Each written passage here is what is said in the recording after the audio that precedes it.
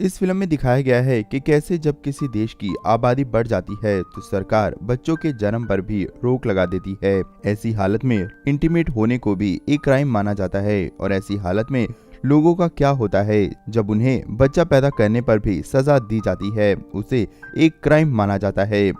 Film की शुरुआत में हम कनाडा के एक फ्यूचरिस्टिक शहर को देखते हैं। उस वक्त कनाडा की आबादी बहुत बढ़ चुकी थी, इसलिए किसी को भी एक से ज्यादा बच्चे पैदा करने पर पाबंदी थी, चाहे उसका पहला बच्चा मर ही क्यों न गया हो। कोई ऐसा करता हुआ पकड़ा जाता है तो उसे कड़ी से कड़ी सजा दी जाती है, जिसके लिए एक बहुत ही हाईटेक जेल बनाई गई थी। इस जेल का नाम फोर्ट्रेस होता है। ये पूरी कहानी इसी जेल के आसपास ही घूमती है। इसके बाद जॉन और कैरन को दिखाया जाता है। जॉन एक फौजी होता है। जॉन और कैरन टैक्सी से बॉर्डर पार करने की कोशिश कर रहे होते हैं। अमेरिका और कनाडा बॉर्डर पर बहुत ही ज्यादा टाइट सिक्योरिटी होती है। कैरन ने एक मैग्नेटिक बेल्ट पहन रखी होती है। असल में कैरन प्रेग्नेंट थी और ये उसका दूसरा बच्चा था। वे दोनों इस बच्चे को किसी भी हाल में पैदा करना चाहते थे, इसीलिए वे कनाडा से दूर जाने की कोशिश कर रहे थे। जब वे दोनों बॉर्डर क्रॉस कर रहे होते हैं तो एक प्रेग्नेंट लेडी पकड़ी जाती है। उसे गिरफ्तार कर लिया जाता है। ये देखकर कैरन बहुत ज्यादा डर जाती है, लेकिन मैग्नेटिक बेल्ट की वजह से वह सिक्योरिटी मशीन को चकमा देने में कामयाब हो जाती है। अचानक से एक फौजी की नजर कैरन के मैग्नेटिक बेल्ट पर पड़ जाती है। वे दोनों भागते हैं। जॉन कैरन को भाग जाने के लिए कहता है और फौजियों को रोकने की कोशिश करता है। जॉन को गिरफ्तार कर लिया जाता है। जॉन को उसी फोर्ट्रेस नाम की खतरनाक जेल में शिफ्ट कर दिया जाता है। ये जेल रेगिस्तान के बीचों बीच बनी हुई थी। इस जेल से किसी का भी भाग पाना नामुमकिन था। अब सारे कैदी नीचे पहुंचे तो उनको पूरी तरह से नंगा करके तलाशी ली जाती है। उसके बाद उनके मुंह के जरिए उनके पेट में एक हाईटेक ट्रैकर डाल दिया जाता है। अगर कोई भी कैदी जेल के बनाए नियम को तोड़ता है तो ये ट्रैकर एक्टिवेट होकर कैदी के पेट को फाड़ देता है। डायरेक्टर पो को बताता है कि अगर वह इस रेड लाइन को पार करेगा तो उसका पेट फट जाएगा और वह मारा जाएगा। एक कैदी उस पर विश्वास नहीं करता और येलो लाइन को टच कर देता है, जिससे उसके पेट में दर्द होने लगता है। गलती से वह रेड लाइन भी टच कर देता है, जिसकी वजह से उसका पेट उसी वक्त फट जाता है और वह वहीं पर मारा जाता है। सारे कैदी ये देखकर बुरी तरह से डर जाते हैं। सभी कैदी एक लिफ्ट के सहारे नीचे जाते हैं। उनका असली ठिकाना जमीन के 3 मंजिल नीचे होता है, जहां जेड नाम का एक एडवांस रोबोट उन पर नजर रखता है। इसके साथ नीनो नाम के कैदी को लाया जाता है, जहां उसकी मुलाकात डी डे और ब्राहम से होती है। उन सभी के सेल के आगे लेजर बीम लगी होती है। ब्राहम उन्हें चेतावनी देता है कि गलती से भी कोई लोग सपना मत देखना। वे लोग नहीं समझ पाते कि ये क्या कह रहा है। असल में यहाँ सपना देखने की भी इजाजत नहीं होती। जेड नाम का ये रोबोट इनके दिमाग को स्कैन करके इनके सपने पर भी नजर रख रहा होता है। रात को सोते वक्त जॉन सपने में कैरन को देखता है। तभी वहाँ जेड आ जाता है और जॉन के दिमाग को स्कैन कर लेता है। इधर पो भी जॉन के सपने को देख रहा होता है। सपने में वह कैरन को देखता है। कैरन को देखकर पो की नीयत खराब हो जाती है। वह जॉन का सिक्योरिटी डिवाइस एक्टिवेट कर देता है। जॉन को पेट में तेज दर्द होने लगता है। इसके बाद उसकी नींद खुल जाती है। अगले दिन जेल का काम करते वक्त मैडॉक्स नाम का कैदी नीनो से गलत व्यवहार करने लगता है। तब जॉन नीनो को बचाने के लिए मैडॉक्स से लड़ने लग जाता है। तभी जेड वहां पर आ जाता है और उनके अंदर लगे डिवाइस को एक्टिवेट करके लड़ाई को रोक देता है। बाद में एक छोटे से लेजर रूम में खड़े करके उनसे पूछताछ की जाती है कि आखिर लड़ाई की शुरुआत किसने की। नीनो मैडॉक्स से डरता था, इसीलिए वह चुप रहता है। अपने दोस्त को बचाने के लिए जॉन सारा इल्जाम अपने नाम ले लेता है। जॉन को पो के ऑफिस में लाया जाता है। जॉन देखता है कि पो कैरन को नहाते हुए देख रहा है। पो उसे बताता है कि कैरन को भी जेल में डाल दिया गया है। पो जॉन और कैरन दोनों को टॉर्चर करता है। दोनों पेट दर्द से तड़पने लगते हैं। बाद में अब्राहम जॉन को बताता है ऊपर के दोनों फ्लोर्स पर औरतें हैं। कैरन भी वहीं पर कैद की गई होगी। अब कैरन का सीन दिखाया जाता है, जो कि दूसरी प्रेग्नेंट लड़कियों के साथ होती है। अचानक जेल के कुछ कैदी कैरन के साथ वाली लड़की को ले जाते हैं। वहाँ सभी लड़कियां प्रेग्नेंट थी। कैरन को लगता है कि यहाँ पैदा हुए बच्चों के साथ जरूर कुछ किया जाता है। इधर मैडॉक्स बदला लेने के लिए जॉन पर अटैक कर देता है। दोनों में जबरदस्त लड़ाई होती है। ऊपर के फ्लोर से कैरन भी उन्हें लड़ते हुए देख लेती है। एकाएक जॉन मैडॉक्स को नीचे की तरफ फेंक देता है। मैडॉक्स किनारे को पकड़ लेता है। ये सब वो अपने ऑफिस से देख रहा होता है। वो जॉन को ऑर्डर देता है कि मैडॉक्स को नीचे गिराकर खत्म कर दो, लेकिन जॉन उसे बचा लेता है, जिस पर पो मैडॉक्स का ट्रैकिंग डिवाइस एक्टिवेट करके उसे खत्म कर देता है। जॉन सबकी नज़र बचाकर मैडॉक्स का सिक्योरिटी डिवाइस उठाकर नीनो को दे देता है। इधर कैरन को जॉन के सामने लाया जाता है, जो कि एक खास कमरे में बने गोले में कैद होती है। ये एक स्पेशल चैम्बर था जो कैदियों के दिमाग को प्लेन कर देता था।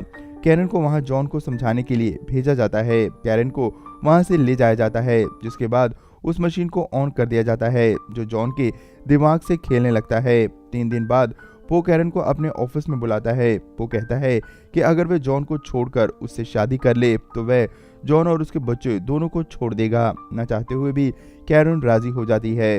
इसके बाद जॉन को छोड़ वापस बैरक में भेज दिया जाता है, लेकिन जॉन पूरी तरह फ्रीज हो चुका था। वह कोई भी रिएक्शन नहीं कर रहा था, यहाँ तक कि उसे किसी किस्म का दर्द भी नहीं हो रहा था। कैरन अब पो के साथ रहने लगी थी। एक दिन कैरन देखती है कि पो एक चेयर पर बैठा होता है और उसके शरीर से कई सारी तारें जुड़ी होती हैं। इससे पता चलता है कि उसे मॉडिफाई करके एडवांस इंसान बनाया गया है। उसकी खुराक सिर्फ अमीनो एसिड्स होते हैं, जिसे महीने में एक बार लेना होता है। पो को नींद भी नहीं आती थी, ना ही वह कुछ खाता पीता था। यहाँ पर जन्मे बच्चों के साथ भी यही किया जाता था, जिससे कि वह आगे चलकर एडवांस इंसान बन सकें। 4 महीने हो चुके थे, लेकिन जॉन की हालत में कोई भी सुधार नहीं हो रहा था।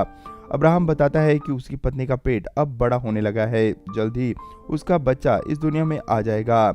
जॉन कुछ रिएक्ट नहीं करता, लेकिन उसकी आंख से आंसू आ जाता है।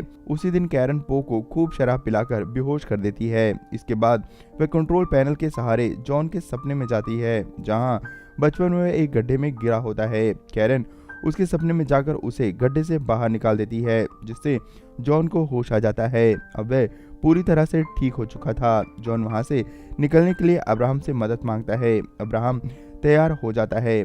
अब्राहम कैरन को बताता है कि जॉन अब ठीक हो गया है। कैरन ये जानकर बहुत खुश होती है। नीनो जॉन को वो सिक्योरिटी डिवाइस देता है जो जॉन को मैडॉक्स की बॉडी से मिला था। डीडे एक कंप्यूटर एक्सपर्ट होता है। वे उस डिवाइस को लेकर कोई हल निकालने की कोशिश करता है। इधर कैरन पो के ऑफिस में लगे एक हीरे जैसी चीज को चुराकर अब्राहम को दे देती है। असल में ये जेल का सिक्योरिटी डिवाइस होता है, या फिर ये कह लो ये जेल का नक्शा होता है, जिसे देखकर वे लोग निकलने का प्लान बनाते हैं। उन्हें पता चलता है कि कंस्ट्रक्शन वाले एरिया से होकर यहाँ से भागा जा सकता है। अब्राहम उस हीरे को वापस उसी जगह पर रख देता है, जिससे कि किसी को भी शक ना हो। इधर डीडे सिक्योरिटी डिवाइस के बारे में पता कर लेता है। असल में उस डिवाइस के अंदर एक बड़ा ही शक्तिशाली मैग्नेट होता है। उन्हें एक आइडिया आता है। इस मैग्नेट की मदद से वे लोग सभी कैदियों के पेट से सिक्योरिटी डिवाइस निकालने की कोशिश करते हैं। उनका ये आइडिया काम कर जाता है। इधर जेड पो को बताता है कि जेल में गड़बड़ी हो रही है। सीसीटीवी फुटेज में कैरन को वो हीरा चुराते हुए और अब्राहम को वो हीरा रखते हुए देख लेता है। पो ये देखकर गुस्से से पागल हो जाता है। इससे पहले कि वे कुछ करता, जेड उसे बताता है कि उसकी लापरवाही की वजह से उसे डायरेक्टर की पोस्ट से हटा दिया गया है। इधर जॉन और उसकी टीम भागने की तैयारी कर लेते हैं। सभी ने अपने सिक्योरिटी डिवाइस निकालकर कंस्ट्रक्शन एरिया की एक बड़ी पाइप में लगा दिए होते हैं। बाद में वे लोग लड़ने का नाटक करने लगते हैं, जिसके बाद जेड उनके डिवाइस एक्टिवेट कर देता है, जिससे कि पाइप में ब्लास्ट होकर एक बड़ा सा छेद बन जाता है। जॉन और उसके साथी उसमें से आगे बढ़ने लगते हैं, लेकिन जेड उसमें गर्म हवा छोड़ देता है। आगे एडवांस इंसानों की फौज उन पर गोलियां चलाने लगती है। ये देखकर एक कैदी डर जाता है और वापस जेल में जाने लगता है, लेकिन उधर से एक एडवांस सोल्जर गोलियां चलाने लगता है, जिससे कि वह कैदी वहीं पर मारा जाता है। इधर अब्राहम कैरन को लेने जाता है, लेकिन वहां पो आ जाता है।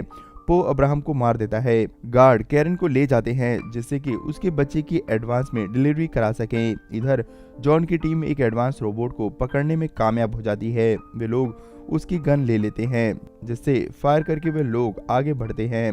जॉन कैरन को लेने वापस जेल में जाता है। पो के कैबिन में पो होता है, लेकिन कैरन नहीं होती। जॉन की नज़र स्क्रीन पर पड़ती है, जहां डॉक्टर कैरन की डिलीवरी की तैयारी कर रहे होते हैं। जॉन पो को उन्हें रोकने के लिए कहता है, लेकिन अब पो डायरेक्टर नहीं होता, इसीलिए उसके ऑर्डर काम नहीं करते।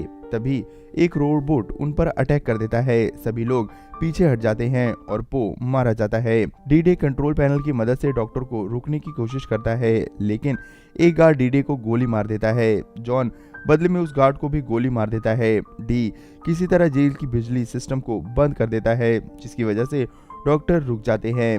बिजली ना होने से जेल की सिक्योरिटी बंद हो जाती है और सभी कैदी वहां से भागने लगते हैं। जॉन कैरन की तलाश करता है। कैरन और नीनो को साथ लेकर जॉन जेल की गाड़ी से मेक्सिको की सीमा से दूर एक झोपड़ी में रुक जाता है। जेल की गाड़ी अब भी जेड के कंट्रोल में होती है। नीनो उस गाड़ी के नीचे दबकर मर जाता है। तब जॉन उस गाड़ी को ब्लास्ट करके उड़ा देता है, लेकिन वह गाड़ी झोपड़ी पर आ गिरती है। जॉन मलबे में कैरन को देखता है, मगर कैरन पहले ही झोपड़ी से निकलने में कामयाब हो चुकी थी।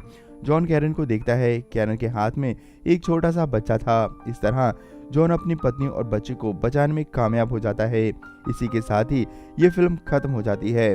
दोस्तों, ये फिल्म आपको कैसी लगी हमें कमेंट में लिखो जो बताएं। इस फिल्म के लिए एक लाइक करें और आगे भी ऐसी मजेदार वीडियोस के लिए चैनल को जरूर सब्सक्राइब कर लें। धन्यवाद।